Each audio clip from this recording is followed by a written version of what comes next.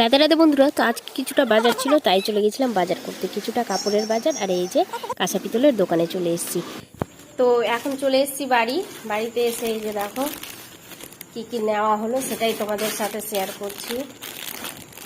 এই যে মেয়েদের জন্য এই গেঞ্জি নিয়েছি, আর তোমরা দেখতে পেলে কাঁচার দোকানে গেছিলাম, এটা গুপিসোনার জন্য থাল নিয়েছি খেতে দেওয়ার, ভোগ দেওয়ার জন্য।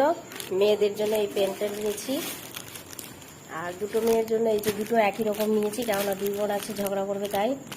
আর নিয়েছি এই যে এই প্যান্টটা দুই বোনের, আর আমার জন্য এই নাইটিটা নিয়েছি। আর যেহেতু কালকে শ্রাদ্ধ বাড়ি তার জন্য এই যে গেঞ্জিটা দেবো, আর এই শাড়িটা।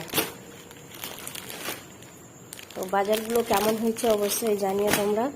এই দুটো হচ্ছে শ্রাদ্ধ বাড়িতে দেওয়ার জন্য নিয়েছি, আর এগুলো সব বাড়ির বাজার। আর এই নাইটিটা আমি বাড়িতে পরার জন্য নিয়েছি।